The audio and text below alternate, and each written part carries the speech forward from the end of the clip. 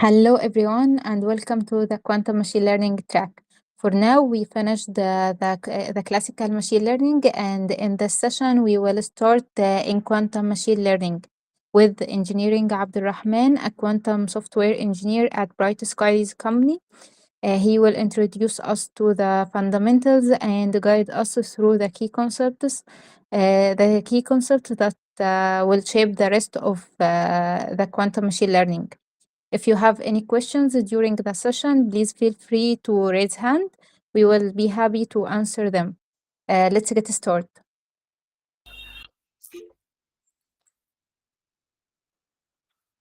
Okay. Okay, hello everyone. I hope my voice is clear. Okay. Okay.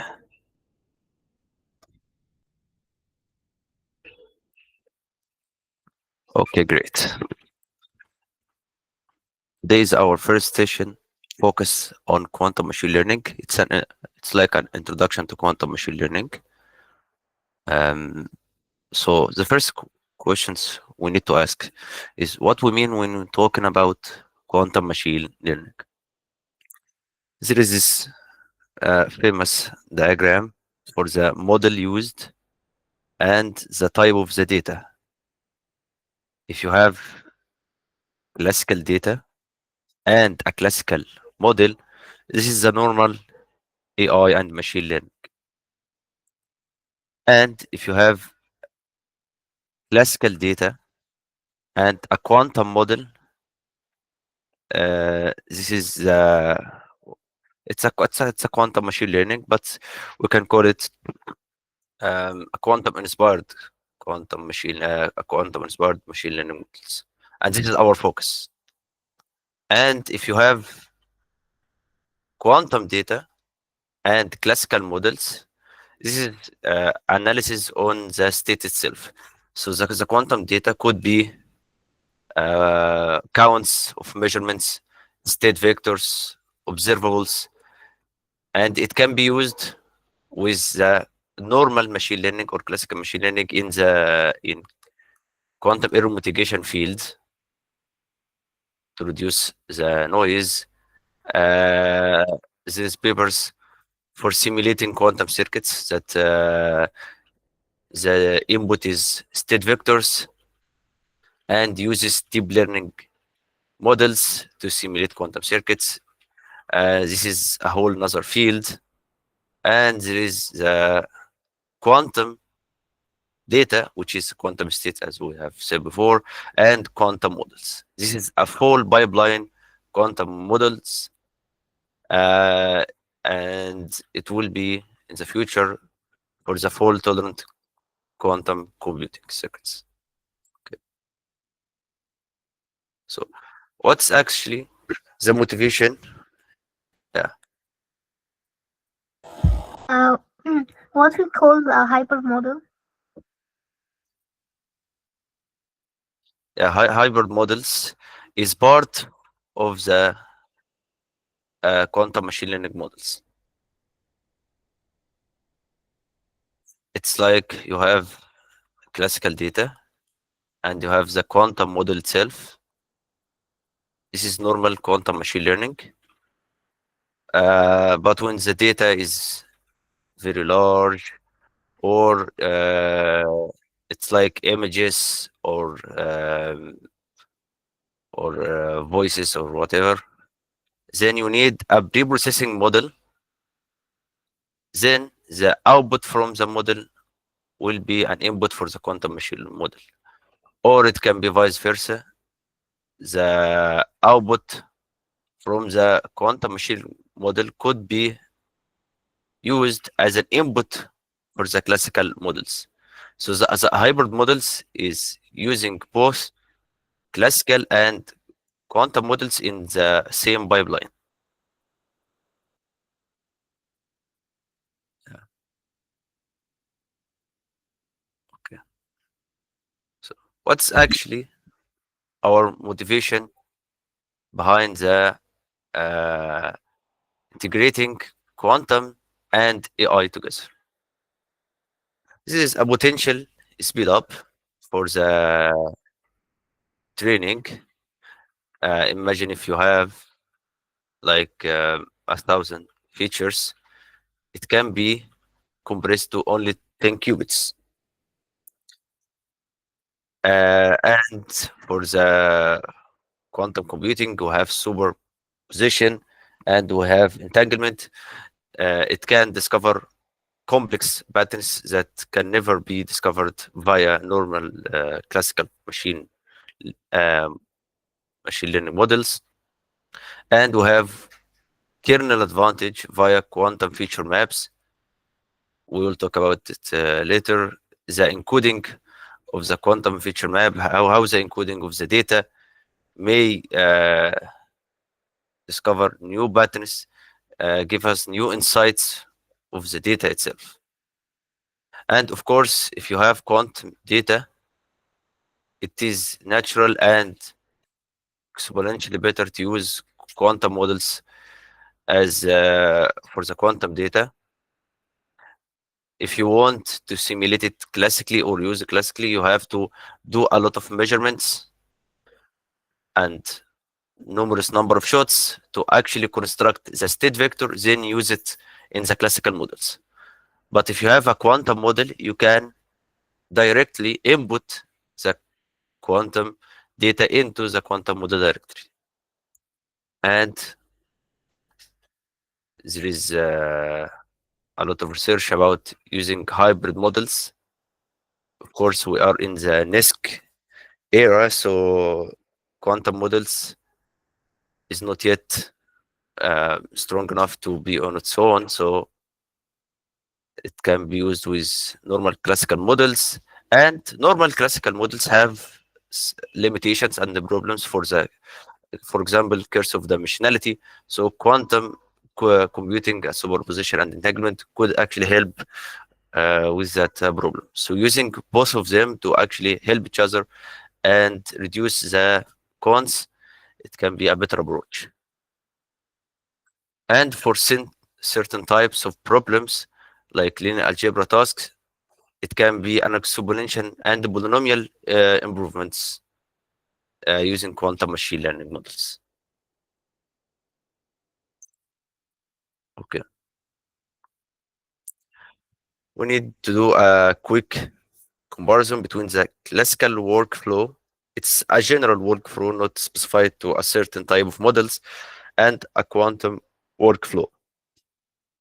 For classical, we input the data, any type of data, but we assume here it's a numeric data. And we have a model and we do for forward here means that we do we input the data and we go through the model itself. Any model, it can be neural network, logistic regression, any classical model, it doesn't matter. And we get an outcome. And with this outcome, we can calculate loss and calculate any metric we want, cross interrupt loss or MSE, MAE. It depends on the problem, and calculate the gradient for the optimization and update weights, and then repeat the whole process all over again. So this is a simple and generalized classical workflow on how most classical models work. We input the data, we put it in a model, get the outcome, calculate the loss, metric, gradient, update weights, and repeats. Okay. For the quantum model, what's actually happening? We can't, first question we will get is how we can, I have the data and I have the quantum circuits and gates, how I can input the data into the quantum circuits. So first thing, we need to encode the data. I have numeric data and I have to encode it so the quantum circuits can deal with the data, with the given data. Okay. So this is the first different thing for the quantum workflow. Then the forwarding part is the same. We have quantum model, so it's the same. and I encoded the data, run it through the quantum model, then I get an outcome. The outcome here, at this so I can get the outcome, I need to do measurements. So this is the second different thing here for the quantum workflow. In classical, we don't have to measure, we get the outcome directly. For the quantum, we need to measure. So how can, from the measurements, extract a useful information so I can calculate the loss metric and calculate gradient and update the parameters for the model. So this is the second different thing. The first different thing, how I input the data, and the second, how I can extract a useful information from the circuit itself. And this is not specified to a quantum machine learning. Uh, any quantum algorithm you will work with in the future, if it's quantum chemistry, quantum simulation, any field, you will have these two problems. How can I input the data and how can I extract information from the circuit? Okay, so we'll talk about how to encode the data. Firstly, I should ask, is everything clear till now? Yes, continue. Okay. So to encode the data, we can just, I have circuits and gates. I can just, this is numerical. I have this data set, 8 features, and I want to input it into quantum circuits. So first method is basis encoding, and it's called basis encoding, and it can be called basis embedding. If you are using Benelane, you will find it's Benelane called it embeddings. It's the same meaning. Encoding and embedding is the same meaning. So basis encoding. So how it works? We have the number here. It's an integer number, and we convert it into binary basis, and from binary basis we input make it as a NOT gates in the quantum circuit. So an example, imagine I have data set here, 3 features, for example, 5, 3, and 1, and I want to encode 5. I will get 5, yeah. Convert it into binary basis, 1, 0, 1. So I need 3 qubits. So I apply, it's all initialized to zeros. Apply not get here and not get here. So it is 1, 0, 1. It's very, very, very simple. I encoded the 5 into quantum circuits via basis encoding. 1, 0, 1. So how to encode 3? It will be 0, 1, 1. So the quantum circuit will be not get here and not get here. So it's an easy method. So how to calculate the total number of qubits needed for this data set. So I encoded the 5, and I need to encode 3, and I need to encode 1. So the total number of qubits for 5 needed is 3 qubits, and here I need 3 qubits, and for 1 I need 3 qubits. Why 3 qubits? Because we are using the maximum digit. So what is the biggest number here is 5, and 5 need 3 qubits.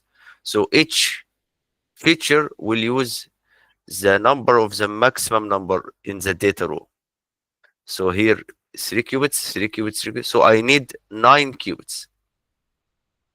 1, 2, 3, 4, 5, 6, 7, and 8, 9 here. So I encoded 5.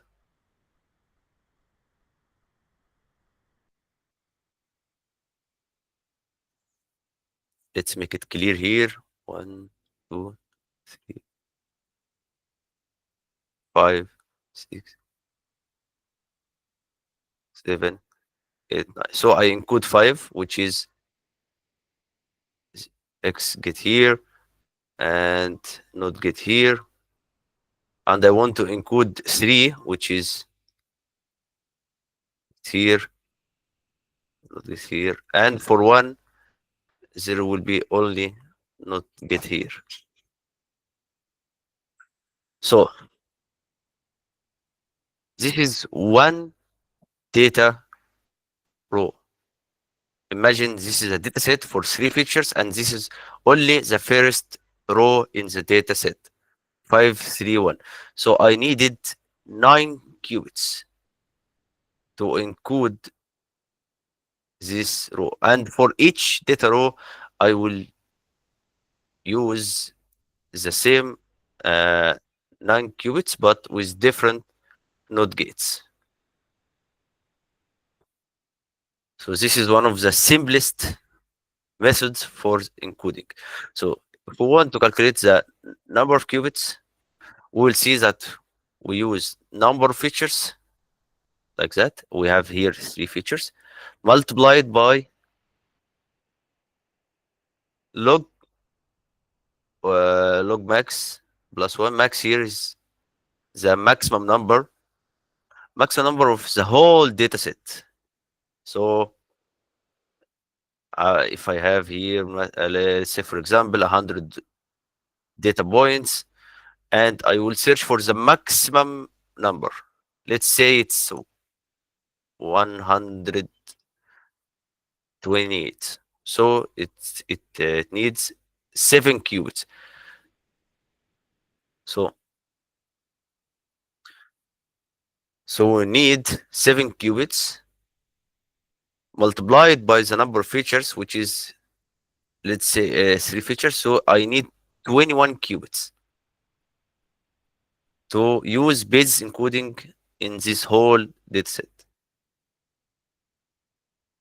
Okay, so the number of qubits is actually getting a lot bigger.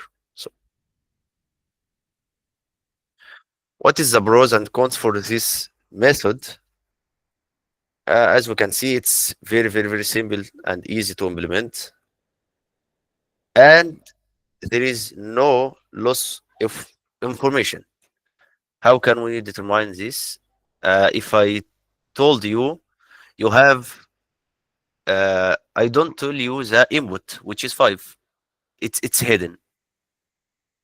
Let's say I don't tell you 5 is hidden, and I only give you the output, which is 101, and I told you what is the number that I have encoded. You will easily say it's in binary format, so I will convert it to decimal, which is 5. So you get 100% of the information of the data encoded. So there is no loss of information. Okay, what is the cons? As we have said, it uses very, very, very large amount of qubits, and if the dataset has large numbers, it will needs tens of qubits. And I hope you noticed that, but we are working with integer numbers, so not all datasets have whole integer numbers. Okay, this is all questions in blue means that we will this is part of your task that you will be delivering for the next week. So the PDF of the lecture will be shared with you, and any questions in blue you will answer and submit it in the task. Okay, but we can discuss it right now. We don't have. What if I have float numbers? Let's make it an interactive session. Uh, does anyone here has an opinion about if we have float or a double numbers, decimal numbers, how we can deal with it with using base encoding?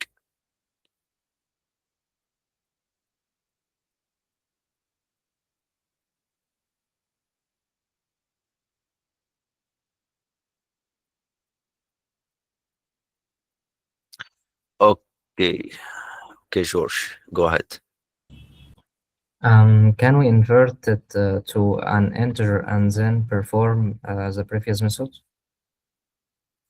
Okay, how does the conversion work? Um, I think like classical computing.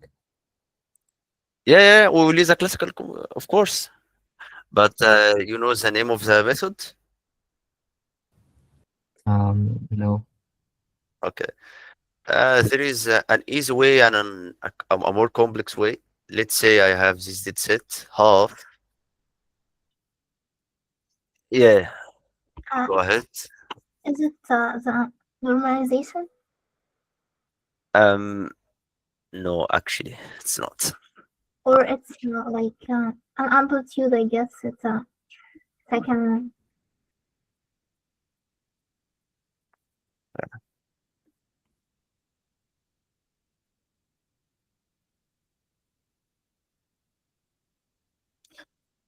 Imagine if I have data set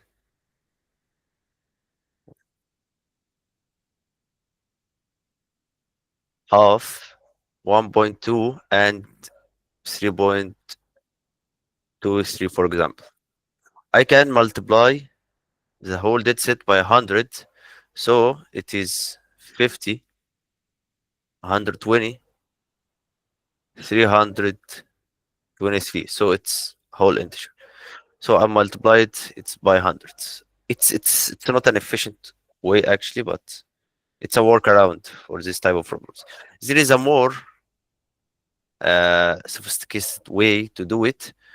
If you know how the computers actually deal with float numbers, you can. As I have said, it's part of your task. You can search it. It's the answer of this question is like writing a paragraph, so it doesn't require any code or anything. So just show that you have actually read about it and search it for it. Okay. Second method and second most common method is amplitude encoding. What does for space encoding? We do the encoding for each number in the data row. For the amplitude encoding, it takes the whole data row as one chunk and normalize it and turn it into a unitary gate. Okay, so how it's actually done? Let's imagine I have this dataset, four features, 5, 3.1, 1.6, 0.8. So first I normalize the whole data row. This is the norm factor. The norm here is actually done by square root and squaring each number 5 squared and summation and squaring. This is the norm and normalize it. So this is the data row after normalization. Then turn it into unitary gate. So what does the unitary gate actually do? Amplitude encoding takes the data and make it as amplitudes for the states. So this first number will be the amplitude for state 0, 0. It's like an injecting the data into amplitudes. and the second number, and third and fourth. Yeah, 0 1 1 0 1 1. So I get the data, normalize it, so I can actually input it as an amplitude, because the amplitude and the state vector for the quantum circuits is normalized. So I'm injecting the amplitudes into quantum circuits. So I have this gate, it's an unknown gate right now, that will be applied on initialized zeros states, and I will get this whole state vector. So I want you, actually this is a blue questions, so you will research and do some digging about how actually this unitary gate is applied. It could be complicated, I know, but I can give you a hint. In Qiskit, there is a function that called initialize vector, if you know it. I will initialize state. I don't actually remember the exact name.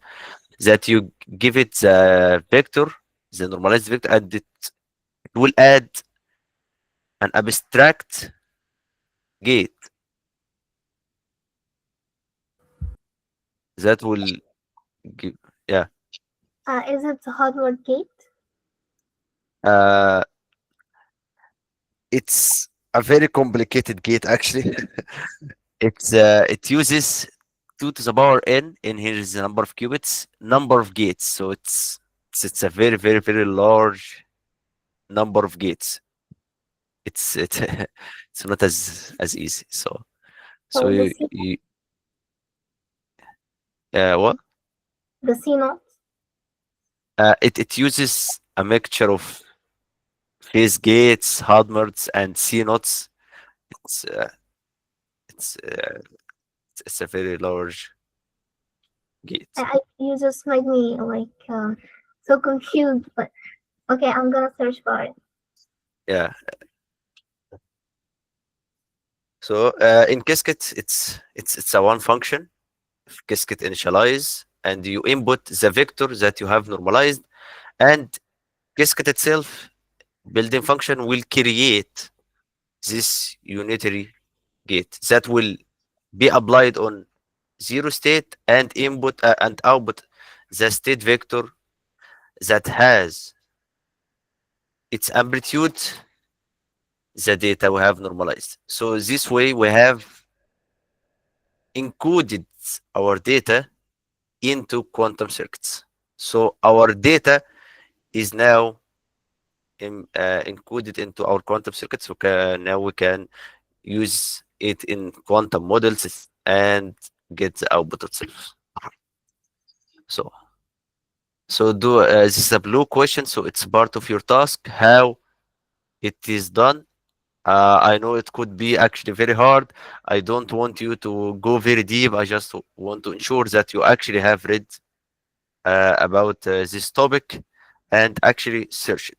So, if I ask you how many qubits are needed for uh, this type of encoding, you will see that here we have 4 data points, and we only used 2 qubits. So we are using log dimension. Dimension is the number of features, log 2, and we seal here is for padding. If we have, for example, 5 features, we will need 3 qubits, and the other 3 states will be padding. So this is an exponential compression. If we have 4 features, 2 qubits. If we have 1,000 features, it will be only 10 qubits. So it's actually very good and have a good advantage. But as I have said, the Is there preparation. Oh yeah. Sorry, the question. Is there inverse gate, which means I can get the picture back from the amplitude? Yeah, there is two ways actually to extract the information. The first way is actually apply the same gate but the inverse, so it's the dagger, and it would be very very um, yeah, I have understood your question. You mean you want to get extract the data? Is that that's the question? Yeah, Yes. yeah. And Okay. this gate is mapping each feature to amplitude. So I was asking Yeah, about an inverse gate to get the data back. yeah. Actually, there is no inverse gate, because if we apply the inverse of the unitary gates, you will get the two zeros back. So how we actually can we extract the information? By running the circuit for like 100,000 shots, a lot of shots, then we'll see the probability for each state. Yeah, okay, so I can actually calculate it right there, and we can work it together. Let's say calculator. Where is the calculator?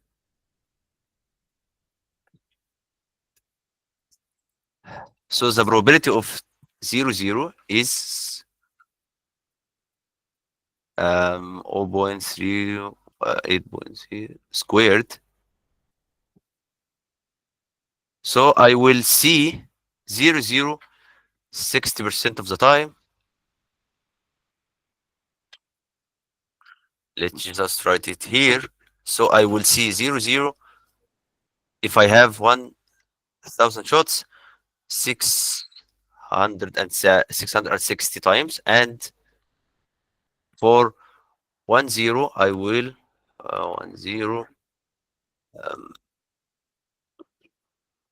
10 50 squared 254 200, and for 10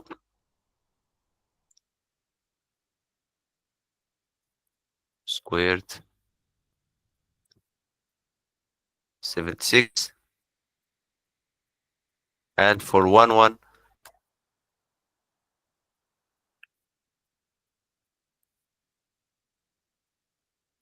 17 times. So I have run the circuit for 1,000 times. This is the number of shots, and this is the outcome rate. So from this outcome, I can calculate the probability of 0, which is 66%, or yeah, 66.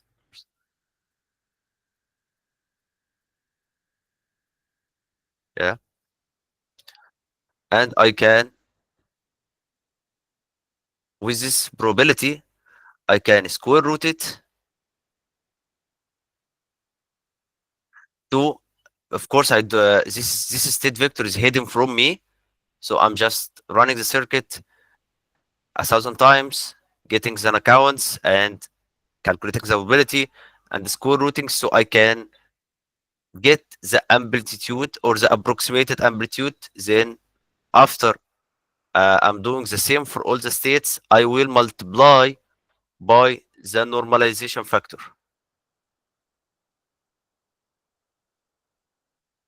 Of course, if I don't have the normalization factor, I want to be able to get the initialized data, the initial data. But this is the way of doing it. Yeah.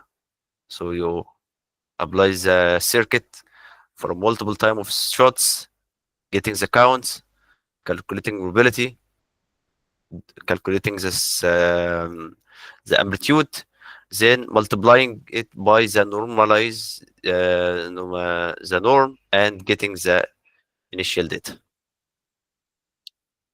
So it's a complicated workflow. Yeah. So yeah. So part of your task is to research how this gate. I want to actually clarify that this is not one gate. You here it means it's an abstract gate which contains approximately 2 to the power n gates. So it's a lot of gates. So you can search how it's done, and you can search how Qiskit actually implements it. It's a one line code, so you can draw the circuit and decompose it to see how the gates work. I assume that you have some experience with Qiskit framework. So for the pros, exponential compression, as we have said, we are for it's log 2 dimensions, and it's natural for linear algebra. For simple problems, it's better to use amplitude encoding. It's better for linear algebra and for quantum physics because it uses the superposition concept. So for the base encoding, we don't actually take advantage of the quantum computing phenomena, which is superposition or entanglement. But here we can actually use superposition and entanglement in our case. So what is the cons? It's very, very, very expensive to actually do the unitary gate. I have tried. If you have tried with more than 10 qubits, it could be actually very, very hard, and it could be impossible to simulate in our normal PCs. So it's actually very expensive as it uses, as I have said, 10 qubits will be 2 to the power n, so 1,000 gate. So over 1,000 gate for only the preparation for one data row. So it's, imagine you have data set with tens of rows. So for each row, you are doing more than 1,000 gate for only the preparation, and you're doing it for all data rows, and this is only for one epoch. So it's actually very, very expensive. So yeah. Okay. And secondly, as I have demonstrated, the normalization and information loss. If we want to get the initial data, I need to know the normalization factor. So if I don't know it, I will have information loss. This is as far as I can go. So if my data, most of the data analysis we are doing, or data science, we actually use standard normalization or a normal normalization, so it won't be a problem. So, and it's noise sensitive. So as we increase the number of gates, the noise actually accumulate. So even if we are using a small number of gates, the number of gates increase exponentially, and the noise will increase also. So it's the amplitude encoding is very, very, very promising, but it needs to work with high number of qubits. We need high fidelity gates and high fidelity 2-qubit gates and low decoherence, and this characteristics of the fault tolerance quantum computing in the future. So it can be created and feasible for like 5 or 6 qubits. Okay. So this is the second method. Okay. For our third method, which actually is one of the most common. It could be the most common method. It's angle encoding. So how it's actually done? We have the data and we map it between negative pi and pi, or you can map it between 0 and 2 pi, as if we go over the, because it's like mod. So if we, let's say you using 3 pi, this is equivalent to pi. So this is the mapping we're doing to give the data a unique value between negative pi and pi. Then from this new values or new data, we inject it into rotation gates. So an example, let's say we have the same data row as we have used before and 4 features, and we will do the mapping. The mapping, there is so many ways to do. In Python, there is uh, a mini scalar, and there is an algebraic way to do it. So you can read about it. So the new values will be this is actually y and this is negative y, uh, 0.3 and negative 1, 0.944. So this is the new data row after the mapping. So we use it as 4 angles and we inject it into rotation gates. So rotation gates like rotation naught or rotation x or rotation y. Most of papers use rotation y, but it doesn't have any difference. It's a bit difference, yeah. So we apply here ry for the first point here, 1, and ry theta 2, ry theta 3, ry theta 4. So this is a simple way, only 4 rotation gates, and we have encoded our data into quantum circuits. So the number of qubits here is actually the dimension or the number of features. So we have 3 methods. The first method here is basis number of features multiplied by the log of the maximum number, log 2, and for the amplitude it's log 2 of the dimension, and for the angle encoding it's the number of features. So it is the most feasible method, and it's very, very common to be used. Only applying the rotation gates into the circuit directly. Okay. Now there is another task.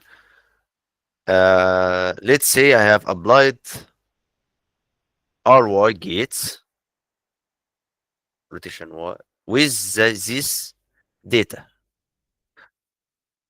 What will be the state or the state vector on each qubit? So let's say I have applied ry with the first, which is pi, the first angle, and we know this rotation y is cosine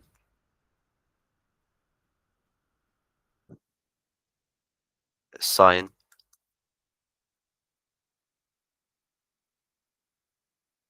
sine negative sine actually, and cosine.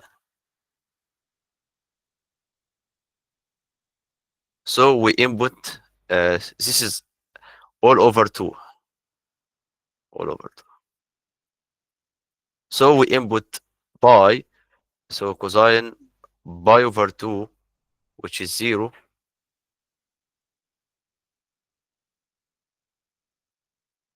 and this is 0.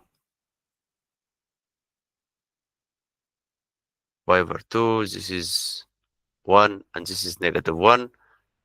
So the gate will be 0, 1, -1, 0. And we have applied it on initialized state of 0. So the state of the first qubit will be -1. So this is the state of the first qubit.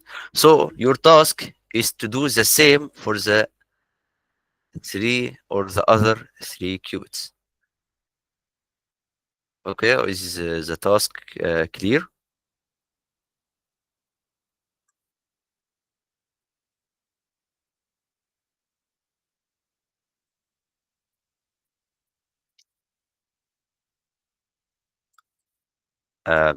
Is there a problem with the task? Is it difficult?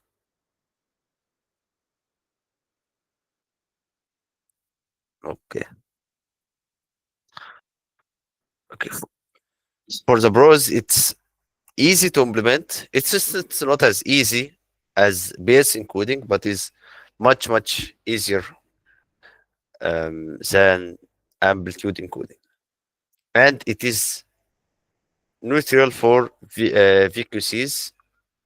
VQCs here we will talk about it later, and robust for noise. Here, as the number of gates is very small, so it's not as sensitive as amplitude encoding. Actually, there is some problem with uh, loss of information because of the mapping. So if the data is large, the mapping could get two values could be mapping into the same angle. So it could be two different data points mapping to the same angle. So the rotation gates won't able to differ these two data. So there is some loss of information. And scaling problem. So it's not a scaling problem here means that for if I want to add a new feature, I have to add a qubit for as number of qubits equal number of features. It's not as good as amplitude encoding, but it's okay. So this is some pros and cons for the rotation. And here we have used superposition, but we haven't used the entanglement. We don't have entangled qubits, so it can't show this much advantage for the quantum circuits. So there is other methods to encode data. There is actually tens of methods to encode data, and we are talking about numeric data. There's actually many ways to encode images, encode frequencies. So there is many ways to encode different things. So our focus is numeric data, and I want you to do some research about Z feature map and ZZ feature map. I will discuss both of them in details and their deviation and how are they done and created in quantum circuits in the quantum SVM session. But I want you to have to search about it and read about them. So this is your, I believe, fourth task to do is to search and read about this feature and ZZ feature map. Okay. So this is for the encoding part. We have known how to encode data. We have now numeric data, and we can encode it into quantum circuits.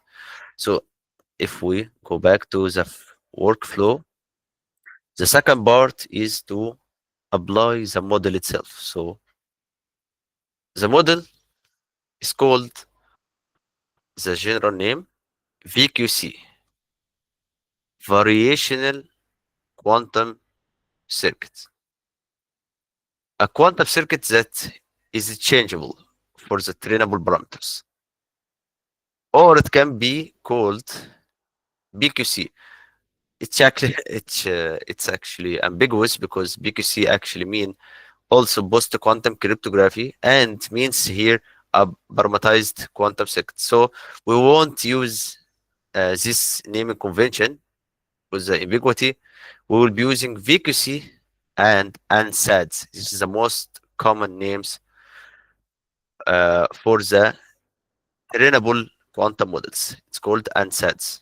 There is different way to pronounce it, so I will pronounce it as Ansatz, and yeah, so for our session, we will treat it as a black box. So we have this initialized by all zeros, apply our encoding, then apply our VQC.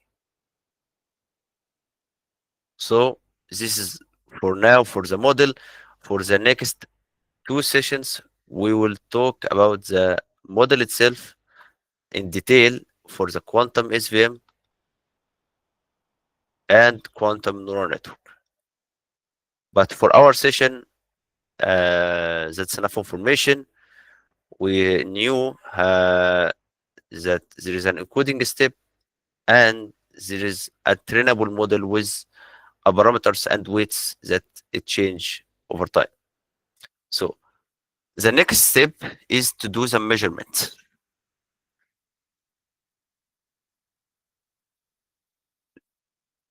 Measurement. So how to make use of measurements? Now I have measurement and I got zeros, 1, 0, 1, 1, 1, 0, 0, 0. So how I can make this information useful and how can I use it? So the most common way, series counts. Let's say I have 100 shots. So I got 0, 0 30 times, 0, 1 50, and 1, 0 10, and 1, 1 10 times. And there is probability. Let's convert it to probability. 0.3, 0.5, 0.1, 0.1. So this is two common ways to make use of measurements. Running multiple number of shots, and this is the counts, and this is the probability. But there is third way to use measurements, which called observables. Observables here is how you can observe the quantum circuit itself. Our quantum circuits, or in the normal state, we observe it in what we call Z basis. Z basis in physics meaning it meaning that counts of zeros and counts of ones. So observables are Hermitian operators. If you know fundamentals of quantum computing, Hermitians means that I have the operator and it's equal to its dagger. So this is a Hermitian operator. And it's equal to its transpose. So this is a characteristics of Hermitian operator. And its eigenvalues are all real, and outcome or the numbers is also real. So what is the convention of the observable? It's written like that. This is the what we called expectation value of a certain observable. So it's written like that. We have the state vector and the observable and this vector again.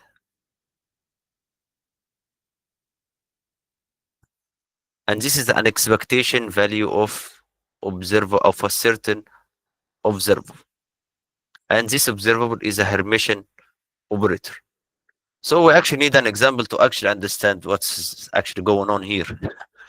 So let's say I have used an observable Z, which is a Z gate,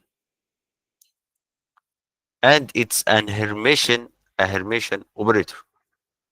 So this is the expectation value of Z operator or Z base.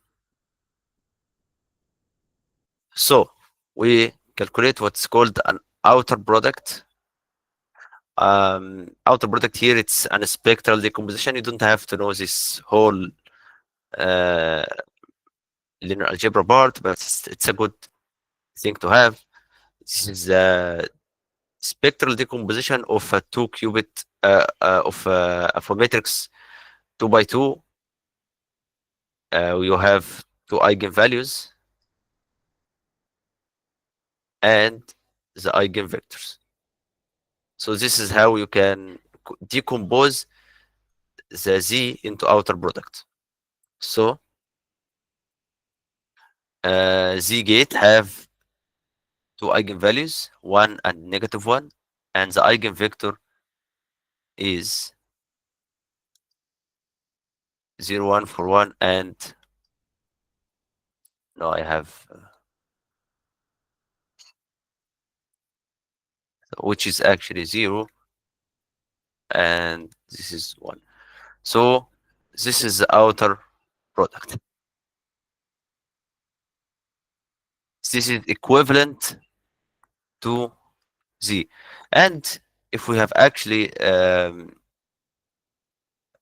calculated this part, the kit 0 is 1, 0, and bra 0, it will get us this matrix, and we'll do the same here. And if we put it all together, it will give us the Z gate. So it's everything is mathematically correct. Everything is great.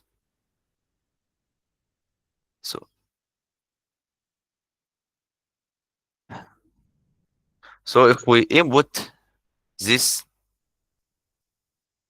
spectral decomposed Z here, this is what we get. The inner product between psi and 0, and inner product between 0 and psi, minus inner product between psi and 1, and inner product between 1 and psi. This is the probability of 0 in psi, which is A. And this is the same amplitude, it's A. So A here, let's assume it's psi is AB. And it's let's just write step by step.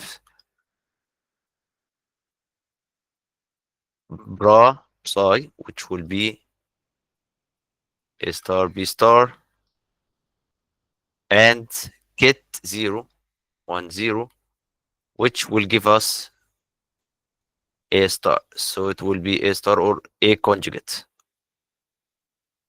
And we'll do the same here. A conjugate multiplied by A will give us absolute A squared, and the same here, and we'll get absolute B squared. So A squared is probability of 0, because if we have, this is the amplitude, and square it's the probability of 0 minus probability of 1, and this is the expectation value in Z basis. So after all of these calculations, the expectation value of Z basis is probability of 0 minus probability of 1, and it can be written like that. So if we saw it, this is the same as this. And it is written in some papers like that. So this is an expectation value of a certain operator. Okay. So let's have an example. Let's say 100 shots and I got 30 of them zeros and 70 ones. So I do the probability of zeros 0.3 and probability of 1 0.7.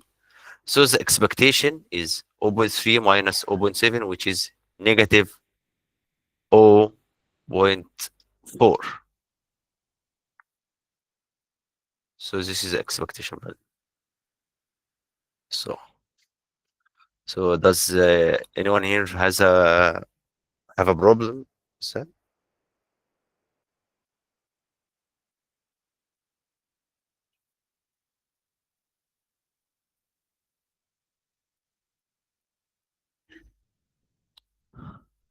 okay, I assume that you all understand this part. So this is a question to test your knowledge. So what is the range of the expectation value of z basis? What is the range? Can anyone actually guess it correctly or calculate it? Whatever. What is the range of expectation value of z base?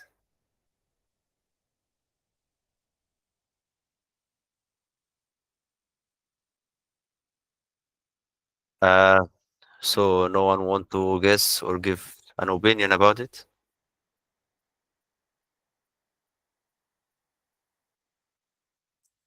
Okay. What's the lowest value it can get? Let's, yeah, yeah, go ahead. I will guess. I will give it a guess. -1 or 1. Yeah, this is exactly right. 0 and 1. It's between -1 and 1. And why is that? Let's say I have 100 shots and I got 0, 0 times and 1, 100 times. So probability of 0 is 0 and probability of 1 is 1. So 0 minus 1 is -1. So the lowest I can get is -1, which means that the output is never 0. And the same I have uh, if it's reversed, probability of 0 is 1 and the probability of 1 is 0. So 1 minus 1, which is the maximum value I can get, which is 1, which means that the system is always giving me zeros. So what is actually the expectation value of z implies? It gives us the imbalance between 0 and 1. So if the z it's a positive number, that means it's give us zeros more than ones. And if it's a negative number, it means that number of ones is bigger than number of zeros. What if the expectation value of z basis is 0?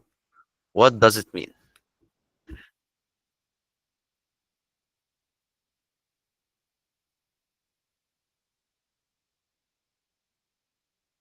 So if the expectation value of the z basis is 0, what does it mean?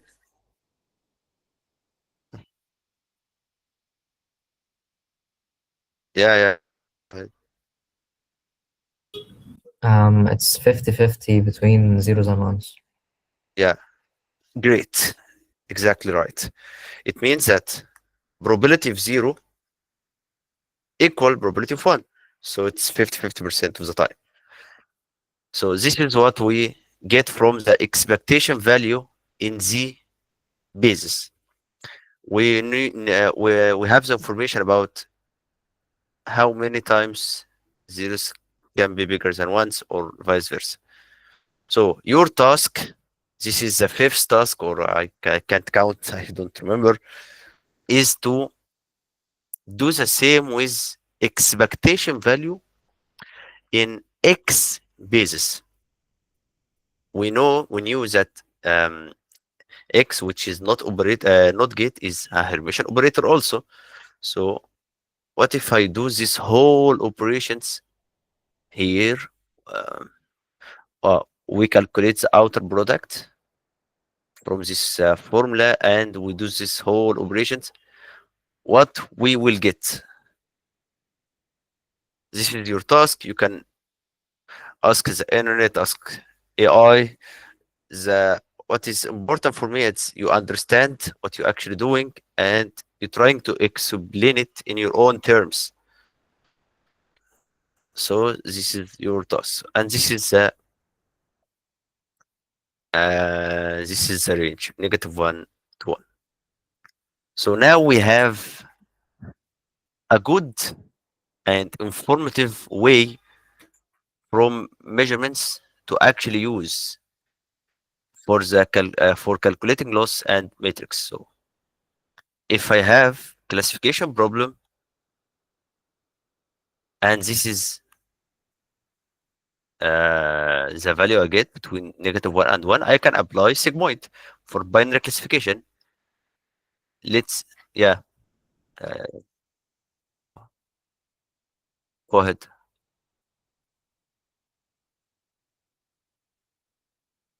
Go ahead, Ala.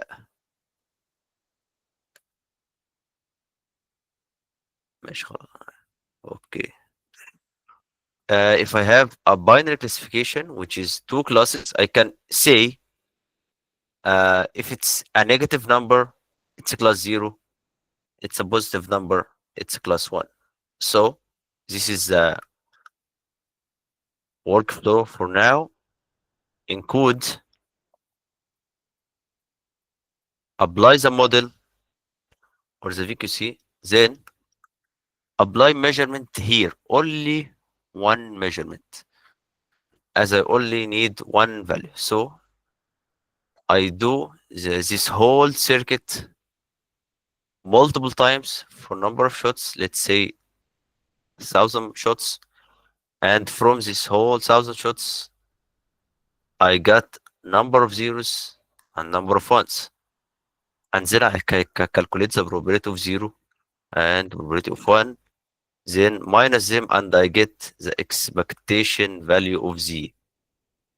And if it is positive, I can say the classification from this data point is class 1 or class 0 or whatever, and if it's negative, it's class 0.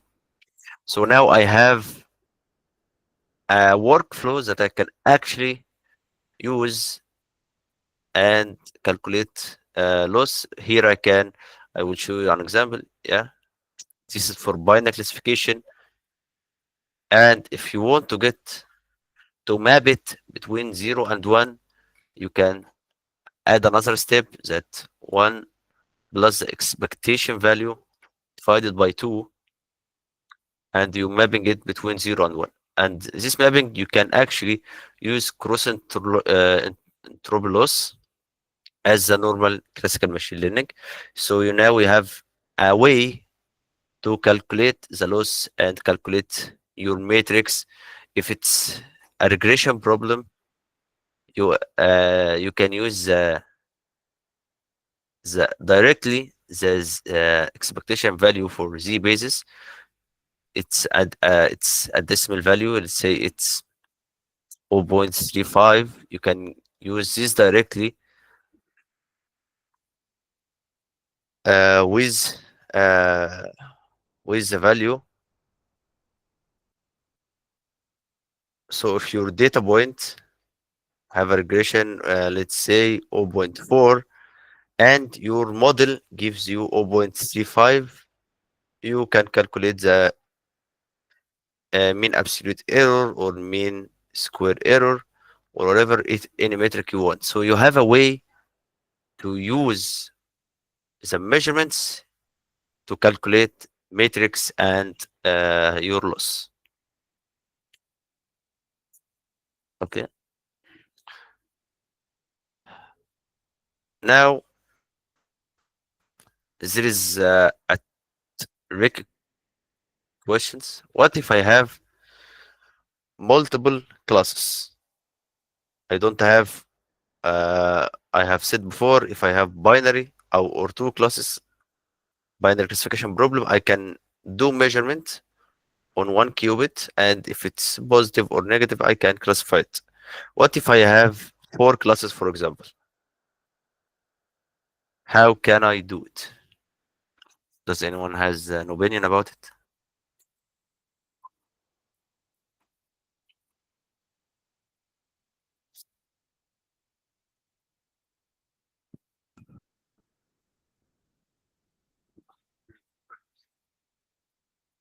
Yeah, exactly right. That's great.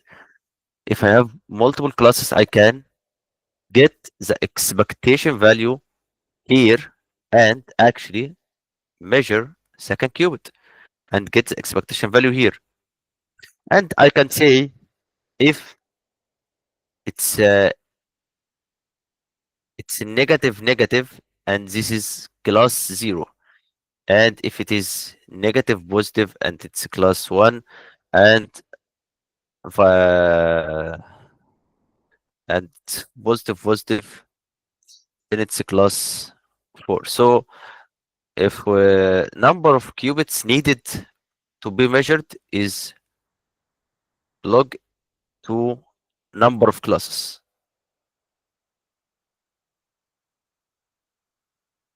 So this is a workaround on how to do classification for multiple classes.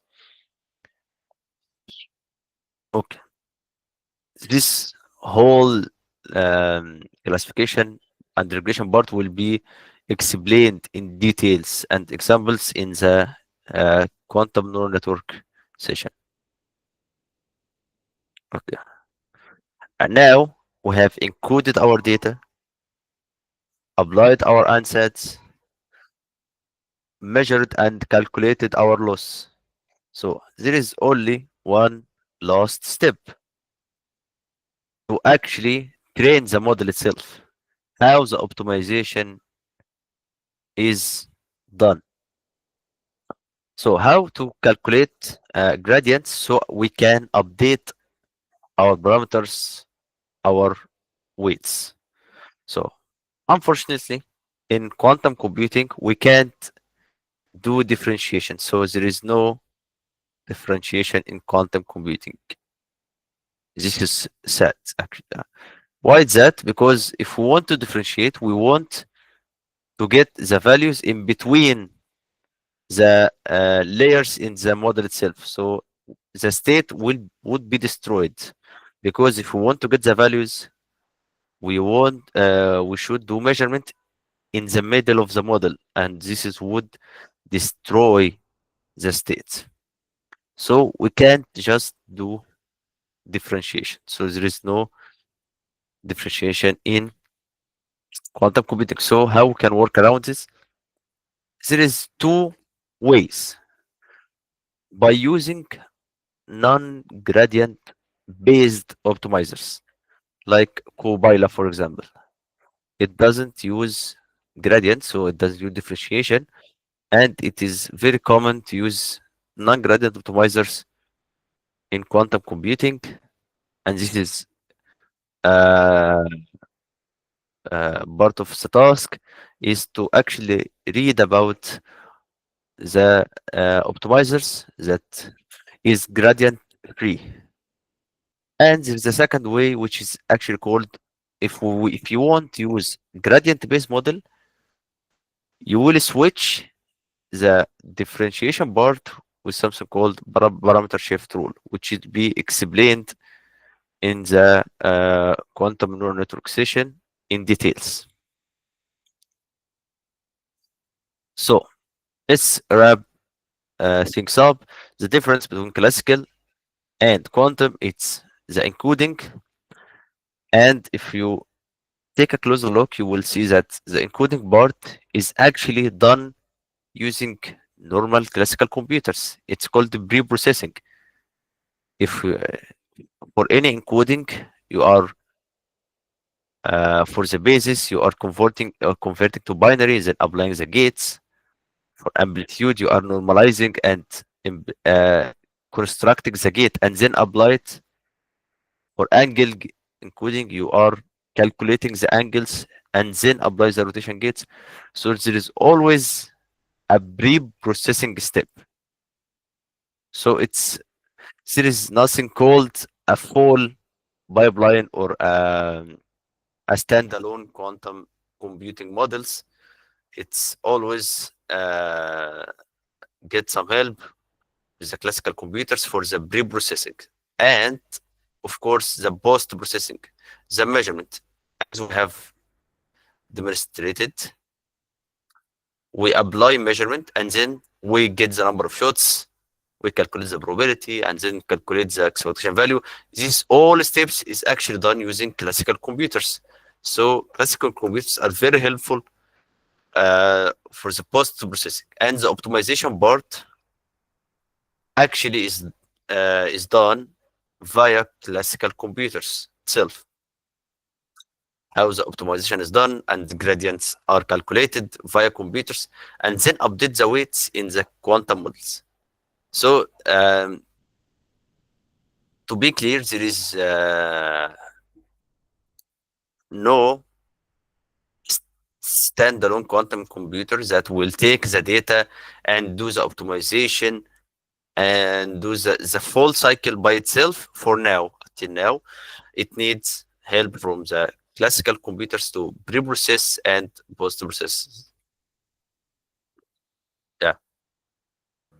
I have a question like how we determine how many layers in the quantum we use. Okay.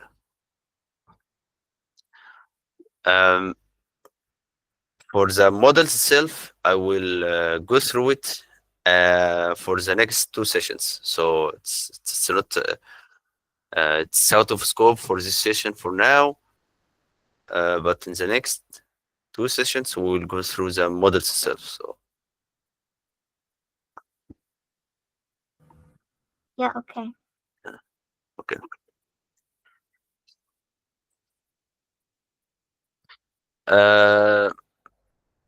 So this is another task.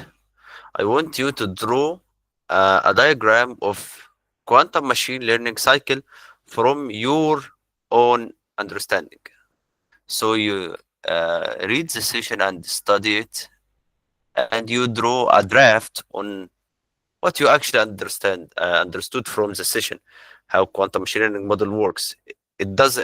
So I want you for this specific task question to not use AI. I want your to demonstrate and explain your understanding on how the quantum models cycle or workflow work. Okay. So lastly, we'll talk about some limitations. Of course, any quantum algorithm starts with limited number of qubits, noise, decoherence, gate fidelities.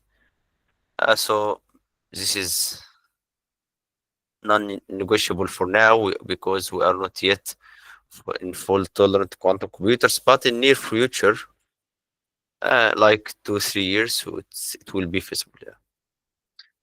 And secondly, loading classical data is inefficient. As we have seen, if I have, let's say, a very, very large That's it. It would be inefficient to load the data, as the best way to load the data is using amplitude encoding, and amplitude encoding is very, very expensive for now to actually encode the data. So it's a bit inefficient. And for the optimization, there is something called pattern plateaus. It's like, let's say, we all knew this, how gradients works.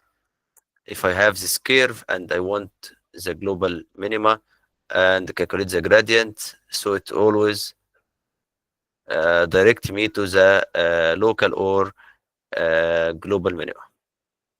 So let's say in quantum computing, if I increase number of qubits, the curve is actually getting less and less steeper. So it's like a floor, let's say like that. So here, this is what I want to go, the minima, and I am here. So if I calculate the gradient, it is very, very, very close to zero, as it's like a constant. So I can't actually go right or go left. Although the minima is here, but increasing the number of qubits give us this phenomena which is called barren plateaus. So many researchers go through this problem and challenge as they increase the number of qubits more than 8 or 10 qubits. So for now, it's not beneficial to use more than 10 qubits in quantum models. And of course, measurement overhead. As we have seen, if we want to calculate a good expectation value, we need to increase number of shots. And yeah. Yeah, I guess I have studied a paper for a TSP problem. They somehow managed how to decrease the number of qubits. Yeah.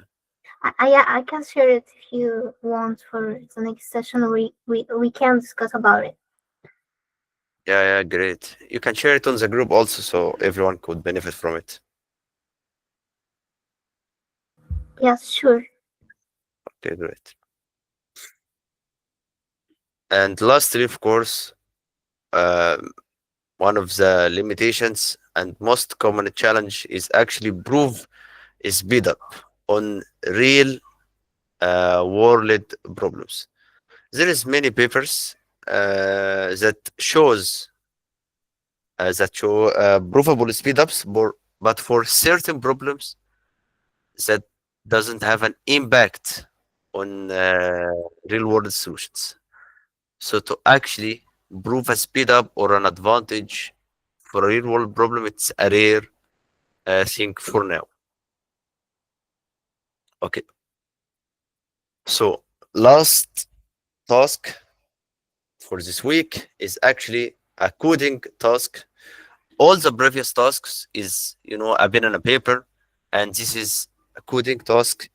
Write a Python script to implement basis encoding, amplitude encoding, and angle encoding on one data row of 4 features.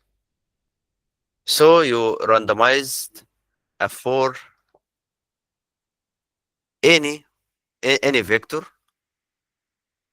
of size of 4 and just encode it using Qiskit. Okay, so that's not that hard. Okay, so you initialize a random vector and encode it using these 3 methods using Qiskit framework. Okay, so this is I will share the lecture PDF, and any blue question is part of the task, and you will yeah. Yeah, can you just make them in one file so we can do the task? Yeah, no problem. Yeah, thank you.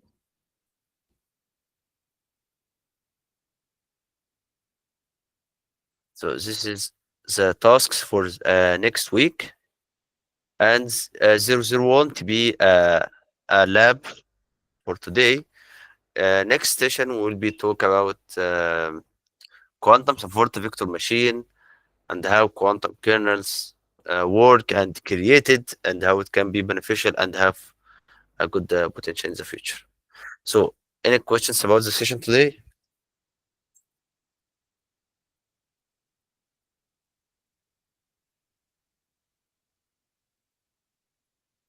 So, if you have any questions about the session or about the whole track in general, not this session or sessions in the future, just ask in the group or the classroom and we will respond soon. Okay.